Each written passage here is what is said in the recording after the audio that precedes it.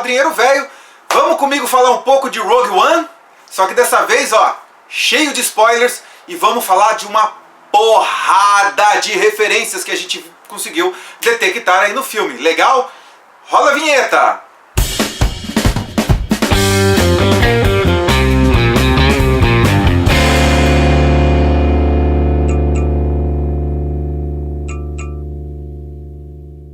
Vamos lá, Rogue One, cheio de spoilers, estou te avisando novamente, legal? Se você não viu o filme ainda, talvez seja interessante você assistir esse vídeo de hoje depois, tá? Good. Então vamos lá, cara. Primeiro, Rogue One é um filme que eu gostei demais. É um filme que, se você assistir o vídeo que eu fiz antes, né, que vai aparecer o i aqui, falando como foi a premiere, você já vai ver como eu saí de lá em choque. Eu tive a oportunidade de assistir esse filme 3 vezes. A primeira vez foi na premiere da Disney, lá em São Paulo, no Shopping Eldorado. A segunda vez foi aqui em São José dos Campos, no cinema Kinoplex, aqui no Vale Sul Shopping. E a terceira vez foi ontem, na estreia, dia 15, no Shopping Taubaté, né, o Taubaté Shopping, no cinema Movicon. As 3 oportunidades eu assisti em 3D, né? A melhor das telas desses 3 foi lá em São Paulo, realmente, lá no Eldorado. E a versão que eu assisti em Taubaté foi inclusive dublada, que foi bem interessante, é uma oportunidade de assistir de uma forma diferente. A dublagem brasileira, como sempre, ela é muito boa. Só a dubladora da Jean, né, a dublagem da Jean, não sei quem que é a dubladora, que realmente eu acho que ficou meio descolado do personagem. Todo o resto não incomodou em nada, muito pelo contrário, ajuda porque a gente consegue prestar um pouco mais de atenção na imagem. É muito legal poder assistir o filme em 3 dias seguidos, 3 vezes, a gente consegue ver muito mais referências e a gente vai falar sobre muitas referências aqui. Você é fã de Star Wars, você já deve saber do que o filme se trata, você já assistiu o filme, você sabe que ele conta como que foi descoberto os planos da Estrela da Morte, né? E vem a resolver aquele problema também de outro videozinho que eu vou deixar aqui, que a gente fala se Rogue One vem para resolver as falhas do episódio 4, Uma Nova Esperança.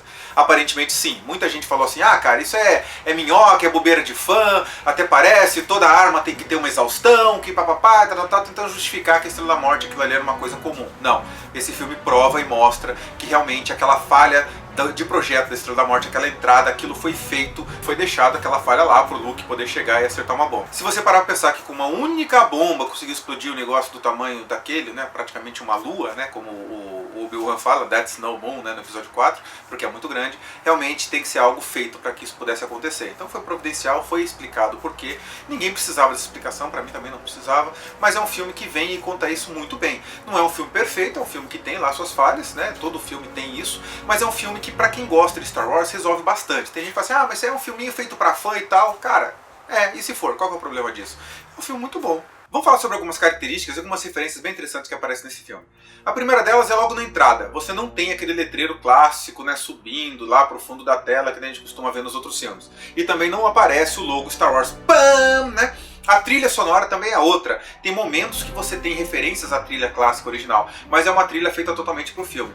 Lembrando que esse filme ele não é o primeiro spin-off de Star Wars, é o primeiro spin-off da Disney. A gente já teve outros, né? Teve Caravana da Coragem, teve sua continuação, né? Lá nos anos 80, um filme feito pra criança, com os Ewoks e tal. Esse é um filme que se passa e interfere na linha principal. Ele não é um filme que muda alguma coisa, ele veio a contar e acrescentar algo na linha de tempo principal. Mas por ser um spin-off, por ser um filme que não está diretamente com algum Skywalker envolvido, ele é um filme externo à linha de tempo já pré-estabelecida dos 9 filmes, que a gente vai terminar de ver o último em 2019. Como todos os outros filmes de Star Wars, ele começa no espaço, né? Ele já chega apresentando um planeta que se chama Lamu, é um planeta que até então não havia sido apresentado nos filmes, porque já foi apresentado no livro Catalyst. Aliás, esse livro Catalyst, ele é uma prequel da prequel, né? Ele se passa pouco antes, ele explica muitos elementos. Não é necessário você ler esse livro para entender o filme, mas é bem curioso, é bem interessante, porque ele mostra muitas coisas que precedem Rogue One.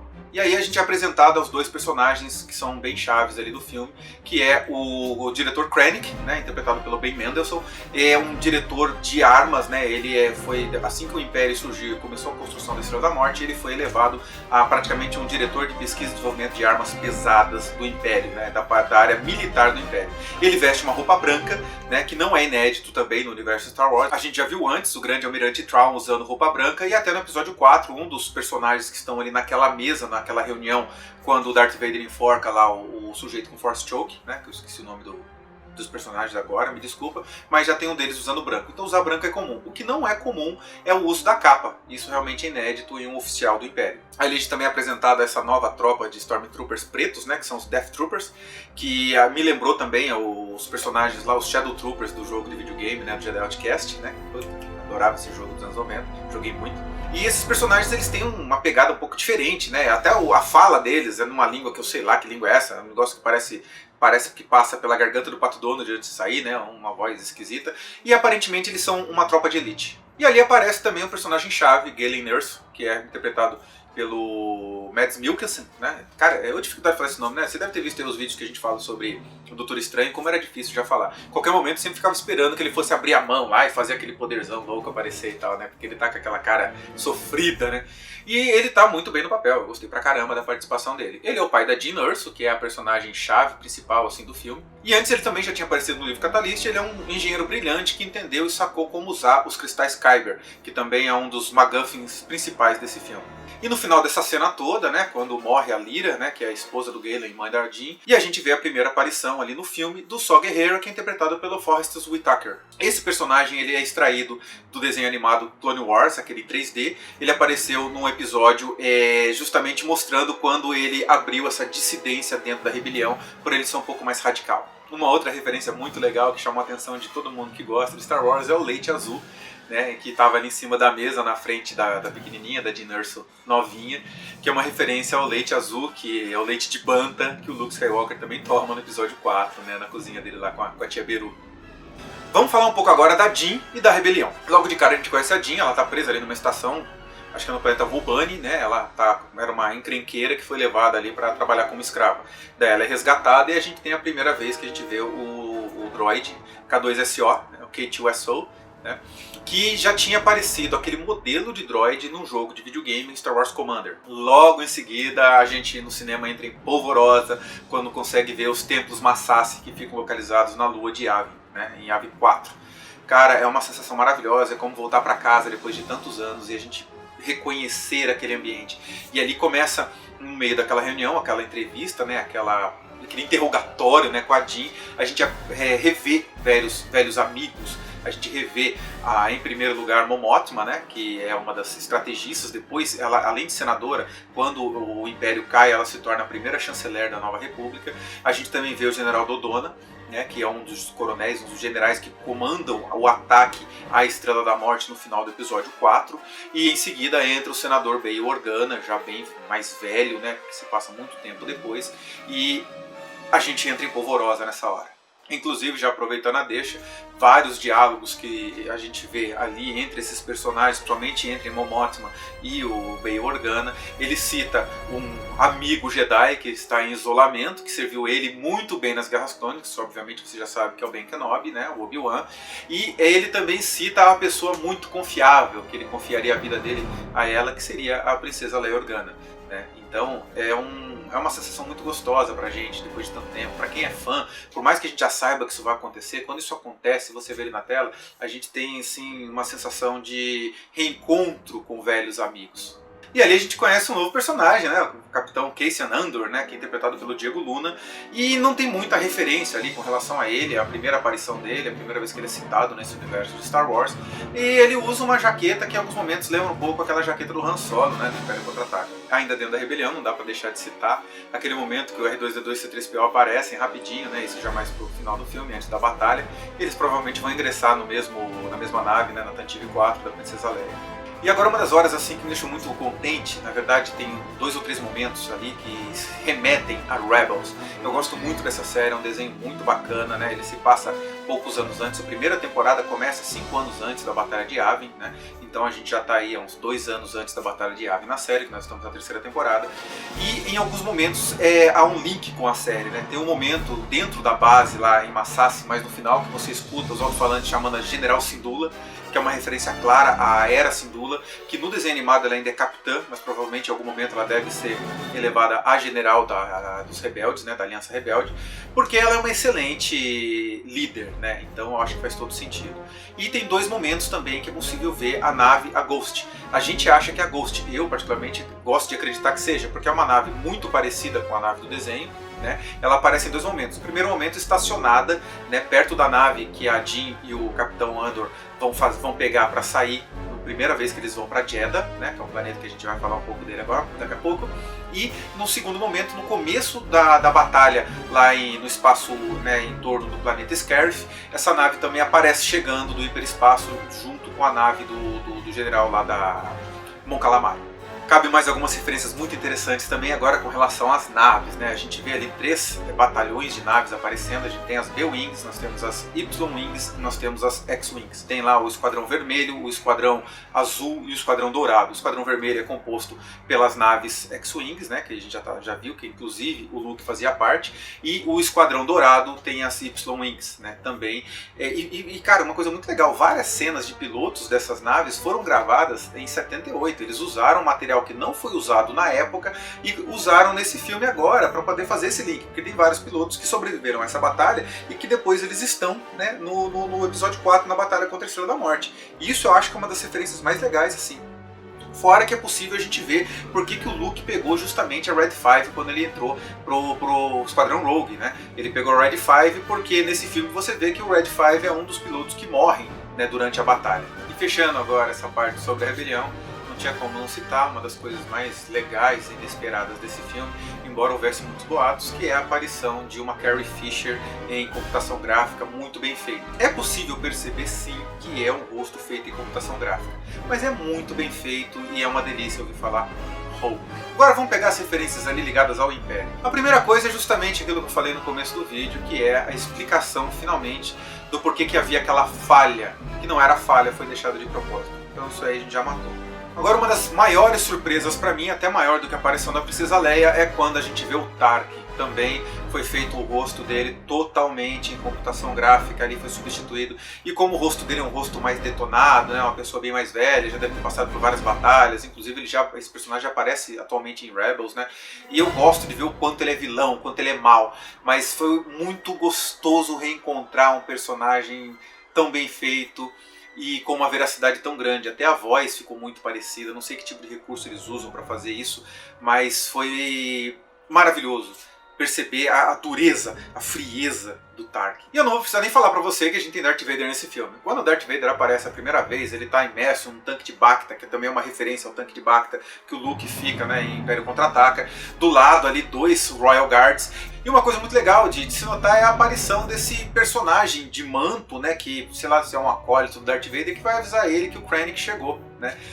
Cara, quando começa a descer ali o líquido e você vê ele imerso, né, no Bacta, porque é dito em alguns livros, eu não sei quais deles, que ele não consegue sobreviver fora daquela roupa, não tem como. Então ele precisa. E para não ficar o tempo inteiro dentro daquilo que parece que dói demais, para se manter em meditação, ele se coloca nesse tanque, porque esse líquido ajuda na regeneração celular, ajuda a manter o corpo dele vivo, e em meditação ali, em uníssono com a força, porque ele tenta em vários momentos usar a força para se curar, que é uma coisa que o Jedi consegue usar a força para acelerar a sua cura, para melhorar a sua saúde, mas ele como Sith, e também pelo estado que o corpo dele se encontra, não tem perna, não tem braço, o pulmão tudo queimado por dentro por causa das queimaduras, né? Isso é um negócio que pega bastante. Uma outra curiosidade, a gente não tem como ter certeza, porque não é colocado a legenda no filme, todos os planetas aparecem, é se aquele castelo do Darth Vader, que a gente vê ele no filme, está em Mustafar ou não. Eu acredito que sim, porque fica como um símbolo para ele da transformação, porque afinal de contas o Darth Vader, a primeira missão dele aconteceu ali nesse planeta, então pode ser que seja uma referência a isso, mas não deixou claro. Mas isso é interessante porque em vários livros, revistas e quadrinhos e tal, o Darth Vader ele gosta de ter bases em castelos, e isso foi referenciado no filme também. Ainda para falar de Darth Vader, o que é aquela cena que ele aparece no escuro, ele liga o sabre e ele detona aquele pessoal? Cara, quantos anos você esperou para ver o Darth Vader fazendo aquilo num filme? Porque a gente já viu ele fazendo isso em Rebels, a gente viu isso já em revistas em quadrinhos, mas num filme é uma das cenas mais maravilhosas. Aquela hora que a Tantive escapa, bem no finzinho do filme, que ele fica imponente segurando o sabre assim, no final da ponte, né, que leva a nave, é um dos momentos mais bonitos do filme. Porque ali você sabe que ele vai atrás, que ele vai seguir, que ele vai atrás de pegar os planos de volta. Maravilhoso. Uma porrada de referência acontece, né? A gente vê em Jeddah os AT-STs, que são veículos que eu gosto muito, eu acho muito maravilhosos esses veículos. E também depois em Scarfe a gente vê os AT-ACT, que é uma versão do AT-AT para carga. Eles não são preparados para guerra, então é por isso que eles são muito mais facilmente derrotados. Teve muita gente que ficava assim, poxa, mas foi tão difícil, né? Eles eram imunes lá em Hoth, né? No Império Contra-Ataca. Esses não são feitos para batalha, eles são feitos para carga. Tanto que tem um deles lá que tem até um buraco no meio, que é um compartimento onde vai um container, né? Eu não sei aonde que tem essa informação, mas eu lembro de ter lido em algum lugar, não sei se foi algum livro de explicação sobre os veículos de Rogue One, mas é falado que ele é bem maior do que um AT-AT ao ponto de caber um AT-AT dobrado, com as pernas todas dobradas, né? Ele todo encaixado dentro daquela caixinha dourada ali. Eu não acredito muito nisso não, mas é uma informação dita como verdadeira. Quando o Darth Vader chega no finalzinho do filme, ele está a bordo de um Star Destroyer chamado Devastator. Ele é razoavelmente maior do que os Star Destroyers comuns do Império e ele também é mais rápido. E a gente vê ele, né, o primeiro Star Destroyer que aparece em qualquer filme de Star Wars de 78, que é aquele que aparece perseguindo a Tantive 4, né, no começo do filme, atirando nela e coisa e tal. Agora vamos para algumas generalidades aí do filme. Eu acho que essas referências pequenininhas que remetem a coisas mais simples também são muito divertidas. A primeira que eu vou falar para vocês é dos dois personagens de A New Hope que aparecem ali trombando na Jean e no Capitão logo em Jeddah, que é o Dr. Evazan, né, e o Bondababa, né, que é aquele cara que tem, parece com duas, sei lá, quelíceras de aranha ali no rosto, né, um bicho meio esquisito. E ali você já vê que ele é meio esquentado. Provavelmente logo depois daquele eles devem ter vazado do planeta, já que eles aparecem em Tatooine, né, logo em seguida. Agora vamos falar do Chirrut Îmwe, que é o meu personagem preferido desse filme. Eu gosto desses personagens que tem essa pegada mais espiritual. Chirrut Îmwe, que é interpretado pelo Donnie Yen, assim como Baze Malbus, interpretado pelo Jiang Wen, eles são personagens que são guardiões do Templo dos Cristais Kyber. Eles são remanescentes de uma galerinha que se chamava os Guardiões de Whills. Isso daí pela primeira vez também foi apresentado numa ideia muito antiga do George Lucas que nunca foi aproveitada. E eles também fazem parte ali da Igreja da Força, né, que a gente tem acesso, né, no começo do episódio 7, né, do Despertar da Força. Aquele personagem, Lor San Tekka, também é uma das pessoas que tem uma sensitividade pequena à força, não são Jedi, e que fazem parte dessa Igreja da Força. Uma coisa interessante sobre esses Whills, né, o que são esses Guardiões de Whills? É uma referência que o George Lucas fez há muito tempo atrás, que o primeiro filme era para chamar As Aventuras de Luke Starkiller e de acordo com o que foi contado no Diário dos Whills. Porque originalmente a história de Star Wars era para ter sido contada pelo R2-D2 100 anos depois do final do Retorno de Jedi. E acabou tendo toda essa mudança, mas algumas coisas foram reaproveitadas. Na verdade não tem nem peso esse reaproveitamento, eles reaproveitaram porque são curiosidades interessantes, fazem parte do universo e é um puta de um fanservice. Aquela arma que o Chirrut usa eu acho muito legal porque ela é ao mesmo tempo que ela pode ser usada como um bastão, ela também é uma arma que atira, né? É uma das armas preferidas dos Guardiões do Whills. Chirrut também tem umas passagens muito legais, tudo ligado a ele, a esse começo, tem uma referência muito grande ao roteiro original. Por exemplo, a primeira fala dele é que a força dos outros esteja com você, que a força dos outros esteja com você. Antes de George Lucas começar a usar apenas que a força esteja com você, ele tinha criado essa frase. Era para ser falado dessa forma, que a força dos outros esteja com você. Isso também está no roteiro original do Star Wars, quando o Luke ainda era o Starkiller.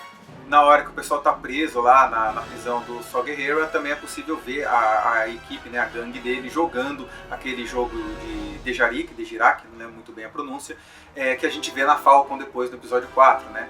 Só que eles estão usando realmente com bonecos, né? E não é o holográfico ainda. Uma outra referência muito divertida é ver o K2SO falando I have a battle e sendo interrompido pelos outros dois, porque todo mundo sabe o que acontece depois que essa frase é falada em Star Wars. Para fechar, uma coisa muito legal também, é possível ver no começo de A New Hope dois soldados conversando sobre a obsolescência de alguns equipamentos, e a gente vê isso em Rogue One também. Os soldados falando que o T-15 finalmente virou sucata, né? Foi considerado obsoleto. Curiosamente, T-16 é o nome da Skyhopper do Luke Skywalker, que é aquela nave que é possível ver estacionada na garagem dele lá, quando ele tá brincando com uma navinha super chateado, né? Aquela navinha que ele tá segurando é um T-16, que é a nave que veio logo em seguida ao T-15, que os troopers falam que foi finalmente considerado obsoleto. Uou! Caramba, hein? Quanta coisa! Então, só pra fechar, espero que você tenha gostado do vídeo. Se você gostou, se inscreve no canal, isso ajuda a gente pra caramba. Curta o vídeo agora, compartilha com a galera. E se eu deixei de ver alguma coisa, escreve aí embaixo, que provavelmente eu deixei de ver muita coisa. Não é porque eu vi o filme 3 vezes que eu tenho que ter visto tudo. Eu ainda quero ver mais algumas vezes. Provavelmente ainda quero ver lá em São Paulo em IMAX e também gostaria de ver em 2D. Porque 2D eu não sei, pra mim eu acho que dá pra ver mais coisas. Esse filme, embora o 3D dele não seja ruim, eu acho que ele não tem a necessidade de ser em 3D. Vale falar também que esse filme tem as melhores batalhas de naves assim de Star Wars. Pra mim, realmente a gente vê Guerra nas Estrelas, você fica abismado, é uma delícia ver. Cara, é muito gostoso de ver as batalhas espaciais. É um filme de guerra, é um filme de espionagem e é um filme muito tenso. Eu diria que é um filme de guerra que se passa no universo de Star Wars. De tão bem produzido, bem feito. Tem muita gente que torce o nariz, tem gente aí que falou que há um exagero, né? Eu não acho não, eu acho que é um filme muito legal. Eu recomendo que você veja mais de uma vez esse filme, que você preste muita atenção nos detalhes, que você não fique só olhando porque está diretamente ali no foco principal da cena. E o filme tem um ritmo muito interessante, porque ele vai te contando uma história. Esse filme ele vai bem lento e bem explicativo, e vai dando motivações, ele vai encaixando, vai dando...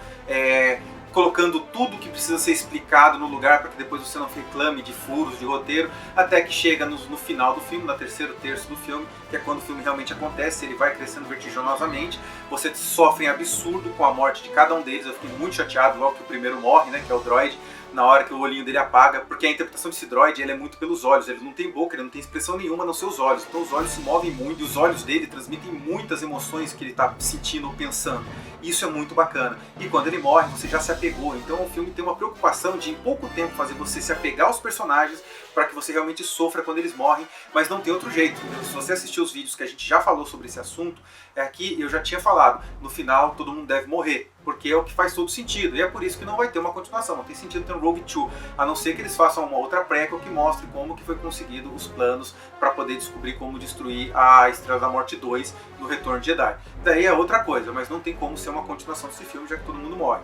E o filme só cresce, cresce, cresce, até que no final aquela batalha, aquele corre-corre para tentar conseguir salvar os planos, né, que foi conseguido com tanto suor, que tanta gente morreu, né, aquilo é muito, muito legal de você ver, porque ele termina exatamente aonde, sei lá, 5 minutos depois começa o A New Hope, o filme clássico original, primeiro de todos, de 78. Coisas que eu gostei demais também é de ver o Tarkin naquela frieza de, poxa, a gente não pode deixar roubar os planos, vamos destruir toda a biblioteca de planos e tudo do Império que está ali em Scarif, mas a gente não vai deixar esse plano fugir. E ele, sem dó, matou todo mundo, matou quem estava lá, dos bonzinhos, dos malzinhos, quem estava em Scarif naquele momento ele matou. E, inclusive dá até um pouco de pena do diretor Krennic nessa hora, quando ele vê a Estrela da Morte aparecendo ali atrás das nuvens do céu, bem azul ali e tal, e mirando o canhão laser ali pra ele, e ele fala assim, puxa vida, né? Eu acho que na cabeça dele deve ter pensado, caramba, eu criei a arma que me matou, sei lá.